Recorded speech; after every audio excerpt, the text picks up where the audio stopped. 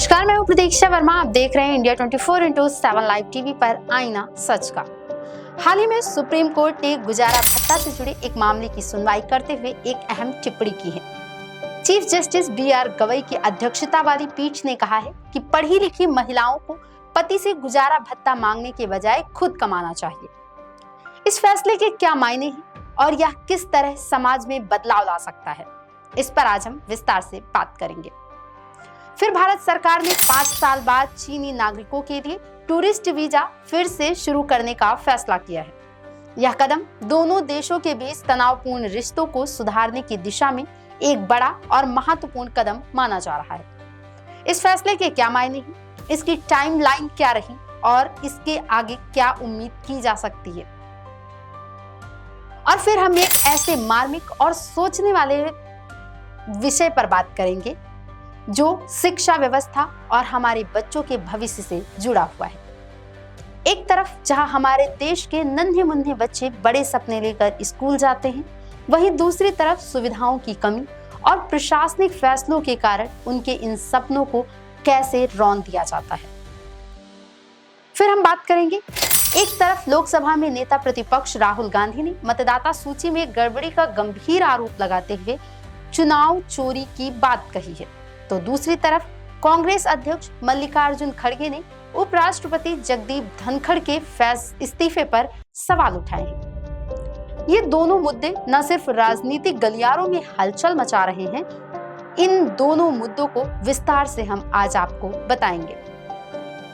तो सबसे पहले आइए समझते हैं कि पूरा मामला क्या था जिस पर सुप्रीम कोर्ट ने यह टिप्पणी की है। यह मामला एक ऐसी महिला से जुड़ा है जिसने अपनी शादी के महज 18 महीने बाद अपने पति से अलग होने के बाद गुजारा भत्ता के रूप में 12 करोड़ रुपए और मुंबई में एक घर की मांग की थी।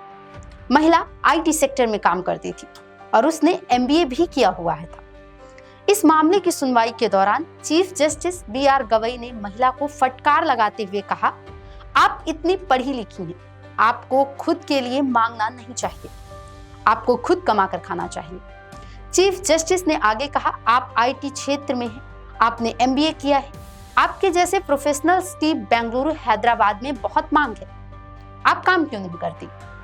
उन्होंने हैरानी जताते हुए कहा, आपकी शादी सिर्फ 18 महीने चली और अब आपको BMW भी चाहिए। यह टिप्पणी इसलिए महत्वपूर्ण है क्योंकि यह गुजारा भत्ता के पारंपरिक दृष्टिकोण को चुनौती देती है, जहां अक्सर यह माना जाता था कि तलाक के बाद महिला को पति से वित्तीय सहायता मिलनी चाहिए, भले ही वह खुद कमाने में सक्षम हो।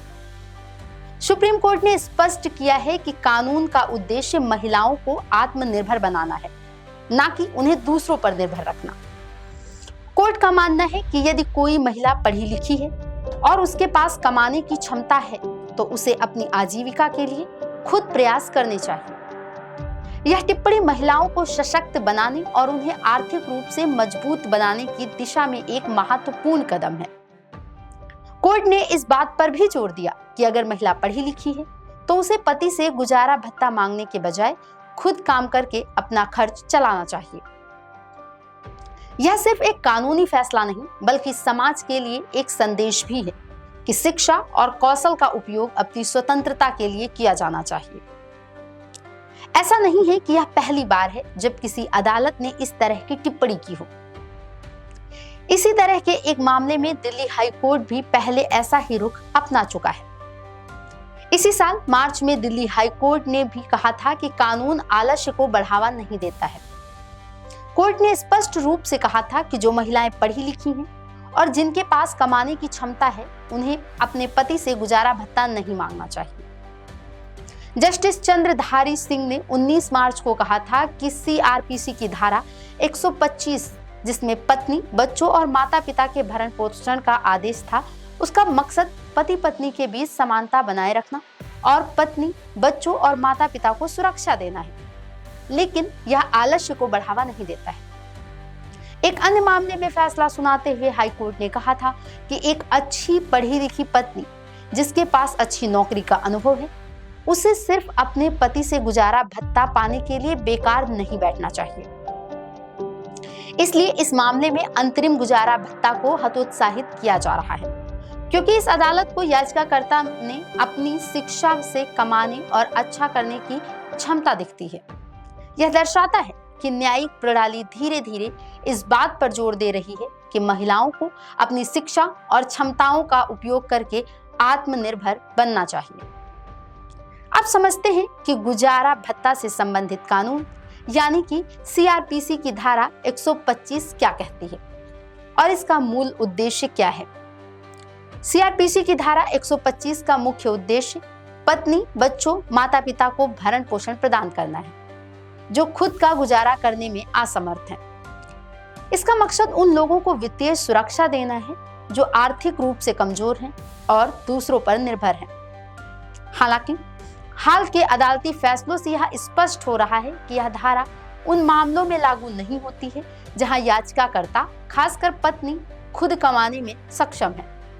अदालतों का मानना है कि इस धारा का दुरुपयोग आलस्य को बढ़ावा देने और अनावश्यक वित्तीय बोझ डालने के लिए नहीं होना चाहिए।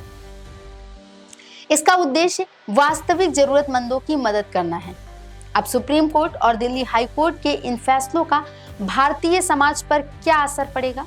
इन फैसलों से महिलाओं के बीच आत्मनिर्भरता की भावना को बढ़ावा मिलेगा या उन्हें अपनी शिक्षा और कौशल का उपयोग करके खुद के लिए करियर बनाने और वित्तीय रूप से स्वतंत्र होने के लिए प्रेरित करेगा। यह उन महिलाओं के लिए एक स्पष्ट संदेश है जो यह मानती है कि तलाक के बाद पति से जीवन भर वित्तीय सहायता प्राप्त करना उनका अधिकार है, भले ही वे खुद कमाने में सक्षम हों। यह फैसला संभवतः तलाक के मामलों में गुजारा भत्ता की मांगों को भी प्रभावित करेगा, खासकर उन महिलाओं में जहां महिलाएं उच्च शिक्षित और पेशेवर हैं। यह एक सकारात्मक बदलाव की दिशा में एक कदम हो सकता है, जहां महिलाएं अपनी क्षमता पर अधिक भरोसा करेंगी और केवल कानूनी सहायता पर निर्भर नहीं रहेंगी। हालांकि यह भी महत्वपूर्ण है कि इन फैसलों को उन महिलाओं के संदर्भ में देखा जाए जो वास्तव में आर्थिक रूप से कमजोर हैं और जिनके पास कमाने के लिए कोई साधन नहीं है। कानून का मूल उद्देश्य ऐसे लोगों को सुरक्षा प्रदान करना है और यह सुनिश्चित करना महत्वपूर्ण है कि ये फैसले उन वास्तविक जरूरतमंदों के अधिकारों को प्रभावित ना करें। सुप्रीम कोर्ट का यह फैसला निश्चित रूप से एक नई बहस छेड़ देगा। यह हमें महिलाओं की भूमिका, आत्मनिर्भरता और गुजारा भत्ता के उद्देश्यों पर फिर से विचार करने का अवसर देता है। यह उम्मीद की जा रही है कि भविष्य में गुजारा भत्ता से संबंधित मामलों में अदालतों का रुख और अधिक स्पष्ट होगा और वे हर मामले की परिस्थितियों का सावधानी पूर्वक मूल्यांकन करेंगे। यह फैसला समाज को महिलाओं को सशक्त बनाने और उन्हें अपनी क्षमता का पूरा उपयोग करने के लिए प्रोत्साहित करने की दिशा में प्रेरित करेगा। और अंत में यह कहा जा सकता है कि सुप्रीम कोर्ट की यह टिप्पणी न केवल कानूनी बल्कि सामाजिक रूप से भी महत्वपूर्ण है और यह हमें सोचने पर मजबूर करती है कि क्या हम वास्तव में अपनी महिलाओं को सशक्त बनाना चाहते हैं, और अगर हाँ, तो उन्हें केवल दूसरों पर निर्भर रहने के बजाय खुद के पैरों पर खड़ा होने के लिए प्रोत्साहित करना कितना आवश्यक है। अब हम आपको बताते हैं कि चीनी नागरिकों के लिए टूरिस्ट वीजा को क्यों और कब बंद किया गया था। साल 2020 में जब कोरोना महामारी पूरी दुनिया में फैल रही थी, तब भारत ने एक बड़ा फैसला लेते हुए चीनी नागरिकों के लिए टूरिस्ट वीजा को अमान्य घोषित कर दिया था। उस समय यह एक वैश्विक स्वास्थ्य संकट का नतीजा था, जहां देशों ने संक्रमण के प्रसार को रोकने के लिए यात्रा प्रतिबंध लगाए थे। हालांकि यह सिर्फ महामारी का मामला नहीं था। अप्रैल 2022 में इंटरनेशनल एयर ट्रांसपोर्ट एसोसिएशन ने एक नोटिस जारी कर कहा कि चीन के नागरिकों के पर्यटक वीजा अभी मान्य नहीं रहेंगे। भारत ने यह कदम तब उठाया था जब चीन ने 22,000 भारतीय छात्रों को वापस देश में आने के लिए वीजा देने से मना कर दिया था। यह एक तरह का जवाबी कदम था जिसने दोनों देशों के रिश्तों में तनाव को और बढ़ा दिया था। तब से लेकर अब तक, यानी पिछले 5 सालों से चीनी नागरिकों के लिए भारत का टूरिस्ट वीजा बंद था और अब 5 साल बाद भारत सरकार ने चीनी नागरिकों के लिए टूरिस्ट वीजा फिर से शुरू करने का फैसला किया है। यह अपने आप में एक बड़ा डेवलपमेंट है। बीजिंग स्थित भारतीय दूतावास ने इस संबंध में घोषणा की है। चीन के सरकारी मीडिया ग्लोबल टाइम्स ने भी चीन स्थित भारतीय दूतावास द्वारा वीवो प्लेटफॉर्म पर साझा की गई पोस्ट को साझा किया है। इस पोस्ट के अनुसार 24 जुलाई 2025 से चीनी नागरिक भारत आने के लिए पर्यटक वीजा के लिए आवेदन कर सकते हैं। वीजा आवेदन प्रक्रिया के बारे में दूतावास ने विस्तृत गाइडलाइन भी जारी की है। चीनी नागरिकों को सबसे पहले एक ऑनलाइन फॉर्म भरकर उसका प्रिंट लेना होगा। इसके बाद उन्हें वेबसाइट के माध्यम से अपॉइंटमेंट बुक करनी होगी। दी गई तारीख पर आवेदकों को पासपोर्ट, वीजा फॉर्म और अन्य जरूरी दस्तावेजों के साथ भारतीय वीजा सेंटर जाकर आवेदन जमा करना होगा। यह फैसला ऐसे समय में आया है जब दोनों देश अपने तनावपूर्ण संबंधों को सुधारने के लिए लगातार बातचीत कर रहे हैं। यह सिर्फ एक वीजा का फैसला नहीं है, बल्कि यह भारत और चीन के बीच रिश्तों को सामान्य करने के लगातार चल रहे प्रयासों का हिस्सा है। पिछले कुछ महीनों से दोनों देशों के बीच रिश्तों में धीरे धीरे सुधार देखने को मिला है। पूर्वी लद्दाख के डेप्सांग और डेमचोक इलाकों से सेनाओं की वापसी। पिछले 4 सालों से इन इलाकों में तनाव बना हुआ था और कभी भी जंग छेड़ने का खतरा था। सैनिकों की वापसी को दोनों देशों के बीच विश्वास बहाली की दिशा में एक बड़ा कदम माना गया था। विमानों की उड़ानों की बहाली भी महत्वपूर्ण कदम है। जनवरी 2025 में भारत और चीन के बीच विमानों की उड़ानें भी शुरू हो गई हैं। यह यात्रा और व्यापार संबंधों को सामान्य करने की दिशा में एक महत्वपूर्ण कदम था। उच्च स्तरीय राजनयिक बातचीत। यह फैसला भारत के विदेश सचिव विक्रम मिस्त्री की चीन यात्रा के बाद सामने आया, जहां दोनों पक्षों ने कूटनीतिक स्तर पर कई सकारात्मक बातचीत की थी। इसी यात्रा के दौरान यह भी तय हुआ था कि भारतीय तीर्थयात्रियों के लिए कैलाश मानसरोवर यात्रा को भी फिर से इस साल शुरू किया जाएगा, जो कि एक बड़ा सांस्कृतिक और धार्मिक संकेत है।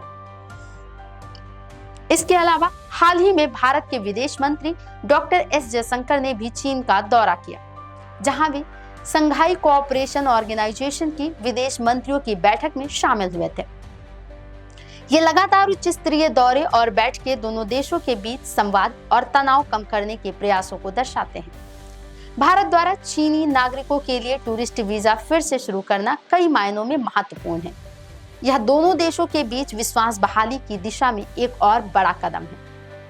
यह दर्शाता है कि दोनों देश अपने संबंधों को सामान्य करने के लिए प्रतिबद्ध हैं, भले ही अभी भी कुछ मतभेद मौजूद हो। चीनी पर्यटन भारत के पर्यटन उद्योग के लिए बड़ा बाजार है। वीजा बहाल होने से भारतीय पर्यटन क्षेत्र को बढ़ावा मिलेगा और स्थानीय अर्थव्यवस्था को भी फायदा होगा। पर्यटन से लोगों के बीच संपर्क बढ़ता है, जिससे सांस्कृतिक आदान प्रदान और आपसी समझ को बढ़ावा मिलता है। यह दोनों देशों के बीच संबंधों को बेहतर बनाने में मदद कर सकता है। इसके साथ ही यह एक स्पष्ट राजनयिक संकेत है कि भारत संबंधों को आगे बढ़ाने के लिए तैयार है, जबकि राष्ट्रीय सुरक्षा चिंताओं को भी ध्यान में रखा जा रहा है। हालांकि हमें यह भी याद रखना होगा कि भारत और चीन के बीच कुछ मुद्दे अभी भी अनसुलझे हैं, खासकर सीमा विवाद को लेकर। लेकिन टूरिस्ट वीजा की बहाली जैसी पहले इन मुद्दों पर रचनात्मक बातचीत के लिए माहौल तैयार कर सकती है। फिलहाल यह एक लंबी प्रक्रिया है और यह फैसला उस दिशा में एक सकारात्मक कदम है। और अब हम आपको बताते हैं उत्तर प्रदेश के महाराजगंज से सामने आया एक वीडियो इस कड़वी सच्चाई को बयां कर रहा है, जिसे देखकर आपकी आंखें नम हो जाएंगी। यह कहानी है महाराजगंज जिले के रुद्रपुर भुरहुटी गांव की। सोमवार की सुबह थी। रोज की तरह बच्चे अपने कंधों पर बस्ता टांगकर आंखों में पढ़ाई का जुनून लिए अपने स्कूल पहुंचे, लेकिन वहां का नजारा देखकर वे स्तब्ध रह गए। स्कूल का गेट बंद था। उन्हें बताया गया कि अब यह स्कूल नहीं खुलेगा। अचानक मिले इस झटके से छोटे बच्चे हैरान रह गए और वहीं पर फूट फूट कर रोने लगे। उनकी मासूम आंखों से बहते आंसू उनके टूटे हुए सपनों की कहानी कह रहे थे। सवाल उठता है कि आखिर अचानक ऐसा क्या हुआ कि इन बच्चों के सपनों का ठिकाना ही बंद कर दिया गया। मीडिया रिपोर्ट्स के अनुसार रुद्रपुर भुरहुटी के इस प्राइमरी स्कूल को अब पास के कस्तूरीटन गांव के स्कूल में मिला दिया गया है। यह स्कूल एकीकरण का फैसला है, जिसे सरकारी भाषा में मर्जर कहते हैं।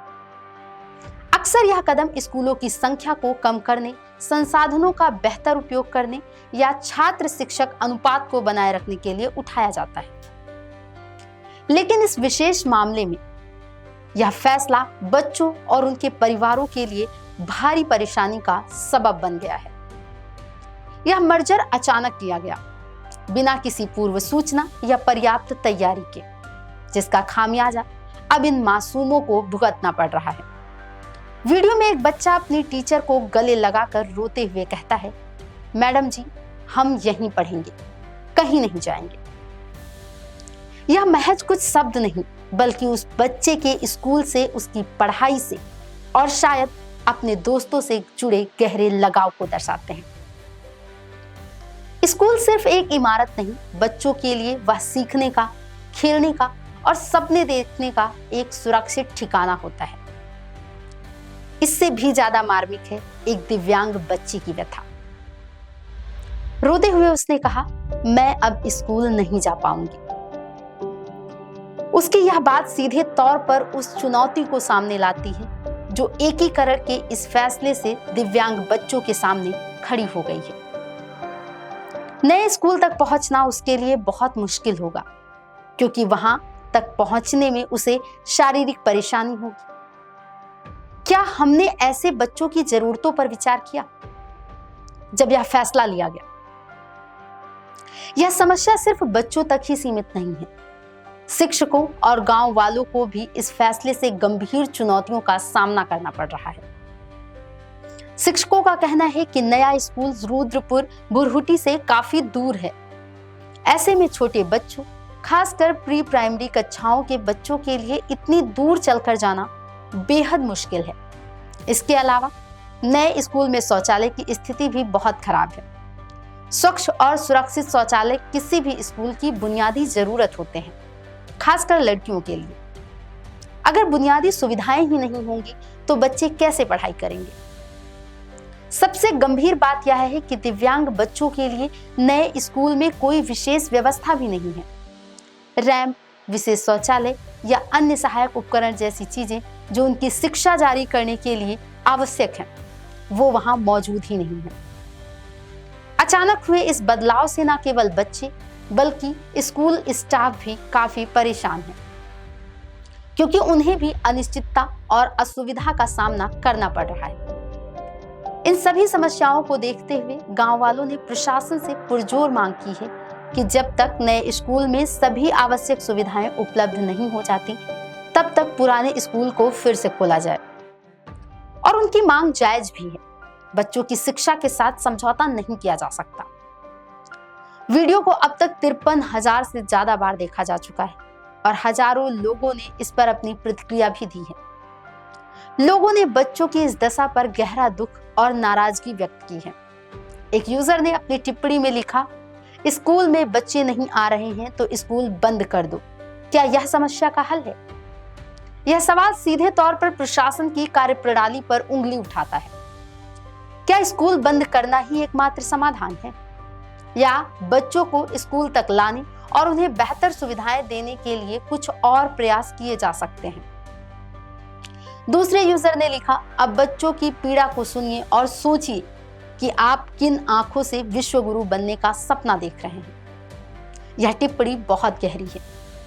हम एक तरफ खुद को विश्व गुरु बनाने की बात करते हैं, डिजिटल इंडिया और स्मार्ट क्लासरूम का सपना देखते हैं, लेकिन दूसरी ओर हमारे गांव में बच्चों को बुनियादी शिक्षा से भी वंचित होना पड़ रहा है। क्या यह विरोधाभास नहीं?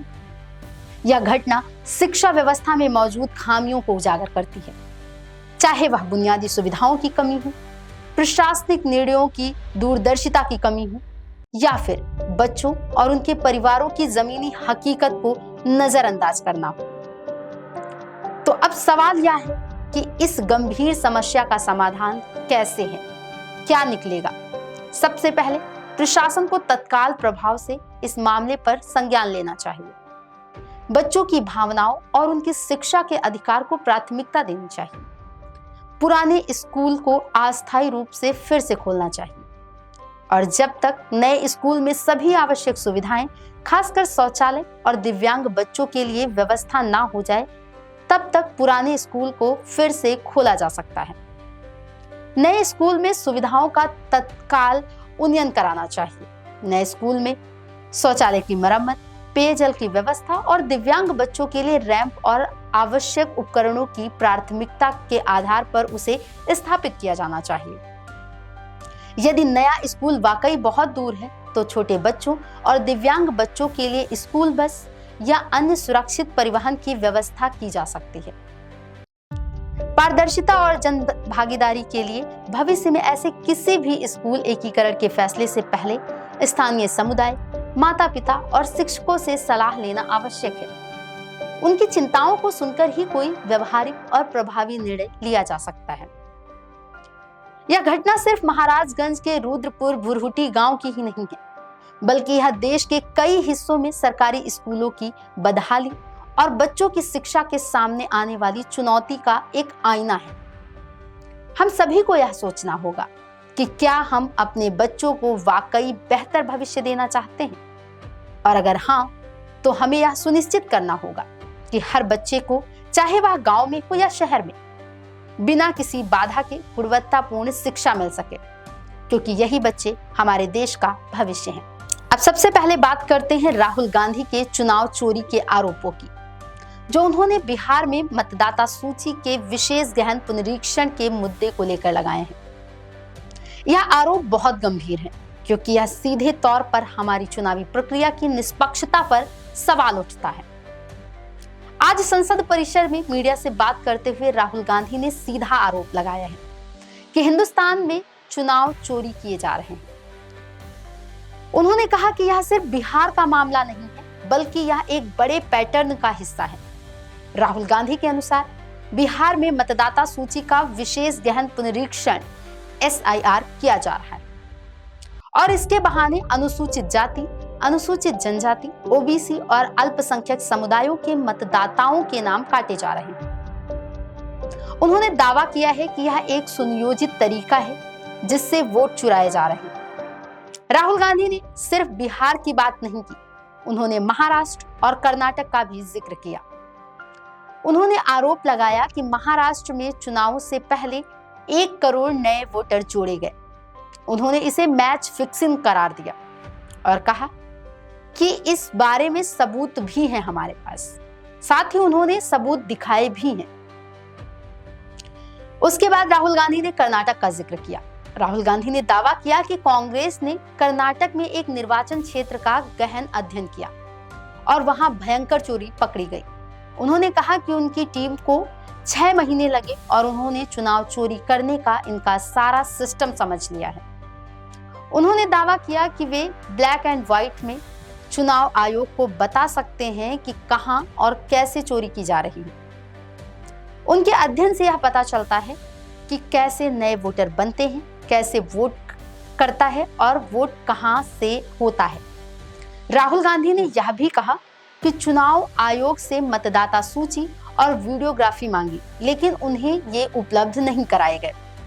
उन्होंने आरोप लगाया कि सरकार ने वीडियोग्राफी देने का कानून ही बदल दिया, जिससे गड़बड़ी को छिपाया जा सके। राहुल गांधी ने साफ कर दिया है कि इस मुद्दे पर इंडिया गठबंधन चुप नहीं बैठेगा।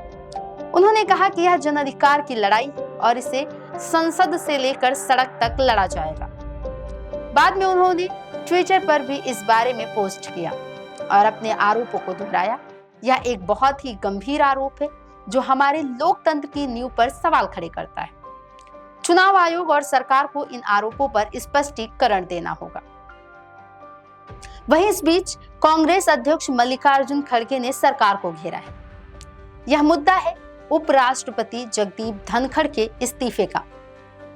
जगदीप धनखड़ ने स्वास्थ्य कारणों का हवाला देते हुए अपने पद से इस्तीफा दे दिया था, लेकिन खड़गे इस पर सवाल उठा रहे हैं।